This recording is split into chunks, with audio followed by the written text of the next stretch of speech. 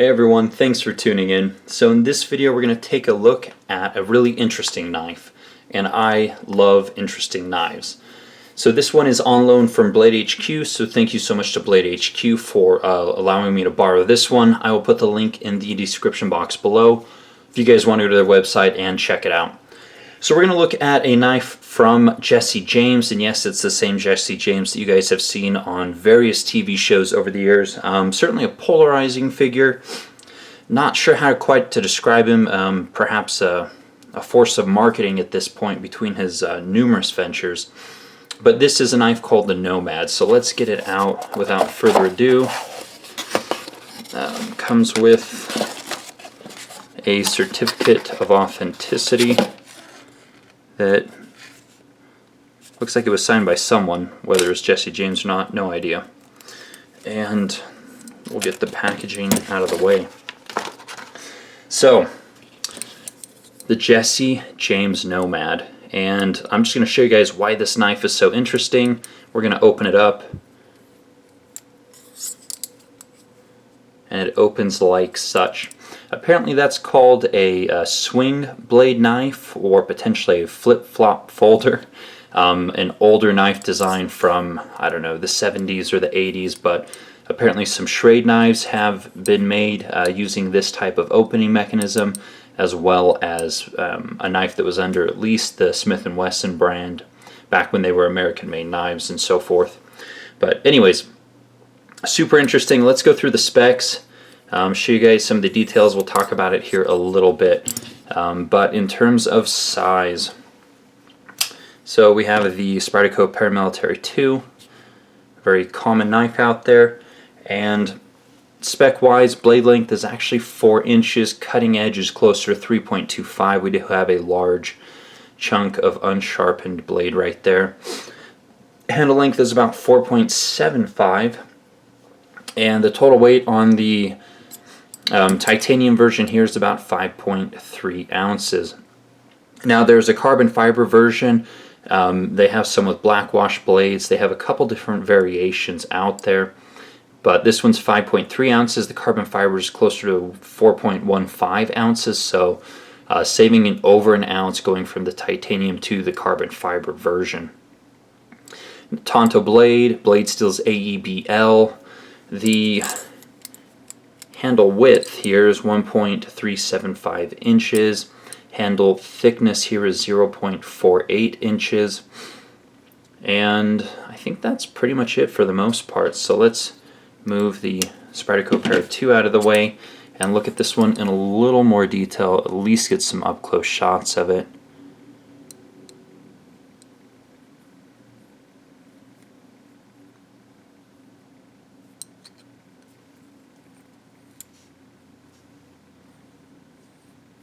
So that's the swing mechanism, and then it swings around this way. So when I first saw this, I thought it was going to function similar to a knife called the Janasong by Spyderco.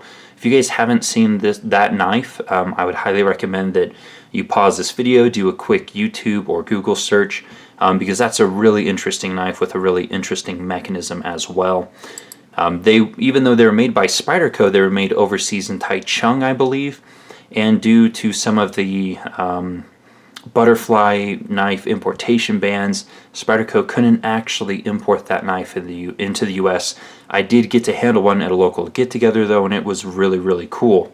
So again, if you haven't checked out that knife, do check it out. But yeah, this is a completely different opening mechanism, unlike anything I've seen before. Practicality is obviously, you know, it's not as practical as a modern design knife where you can open it one-handed, close it one-handed. This one maybe one-handed. Hopefully I don't get cut. Oh, where's the blade? Oh, that's the sharp end. Let's go the other way.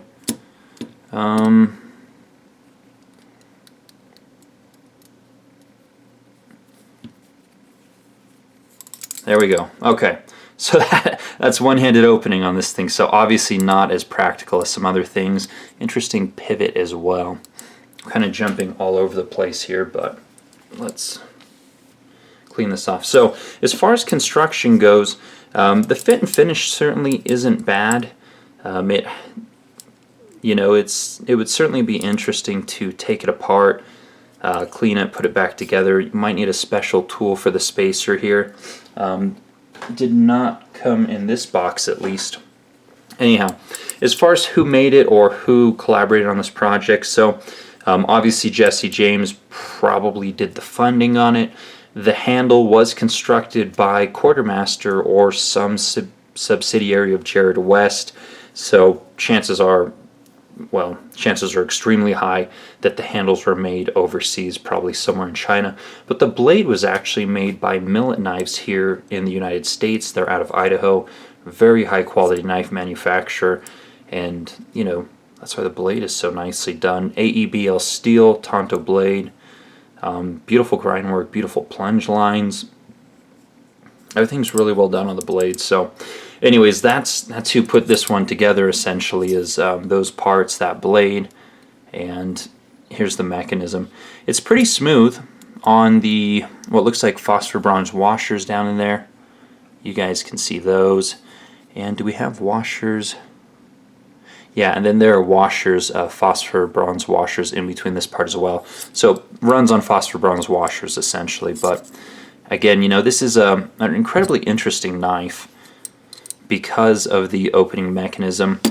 Again, practicality is not quite there as compared to modern knives, but I mean, if you had this knife in your collection and you had some friends come over who may be interested in knives, I guarantee this would be the first knife that they pick up, because it's something that you would want to experience or try in person, which again was my draw to this knife. And thankfully BladeHQ was kind enough to let me borrow this one, since I live 10 minutes away from their headquarters. So yeah.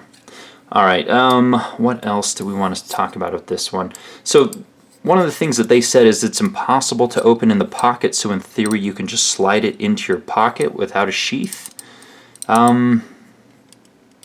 I guess that's true. I mean, this thing isn't actually going to open, so let's go through the opening process. So here we are, still not opening, still not opening. You have to get it all the way down here to actually open it and expose the blade. But in a pocket, even with flex and movement, I mean, you know, that's about as far as you're probably going to go in the pocket. So in theory, that's true. I don't think this could open up in your pocket at all. Now, can things potentially get in there with the blade or no, that's still kind of a stretch. I think this one's safe to carry in your pocket. You know, maybe slide it into your coin pocket or something, but ideally I think a sheath would suit this knife best. Again, it's going to be two-handed opening. You're not going to be able to open, maybe. Okay, with practice, I think you could certainly get better at it. The only problem is when it is in the closed position like this, I don't quite know which side the blade's going to come up on all the time. It's kind of hard to tell. So I've got it switched this way. Yeah, you know, it's not that huge of a deal. Yeah, you could certainly get proficient at one-handed opening with this thing, and carry it if you want to. Now, in the hand, it's going to have some movement. You know, it's not going to be a rock-solid lockup. Very usable, though. I mean, I really wouldn't have any concerns with it. So there's the blade thickness. Pretty thick blade stock, to be honest. Let's look at it next to the Para 2. You guys can see the difference there. So anyways, I mean, overall, it's well enough made. I mean, it's well made. Again, Millet made the blade, so the blade is very, very well done. The rest of the handle is pretty well done as well. But it's certainly a unique and interesting piece that I think would appeal to someone looking for something absolutely different. Obviously, being part of the Jesse James brand is going to appeal to his fan base, many of whom may not be into knives necessarily, such as enthusiasts. And at the $300 price point, you know, that's going to keep some people away from it. Is it justified? Hard to say. I mean, again, it's kind of a novelty piece in a collection as compared to newer, more practical designs. But again, to me, it's incredibly interesting. So, yeah, really glad I could check it out. hopefully share a little bit with you guys. This video has been all over the place.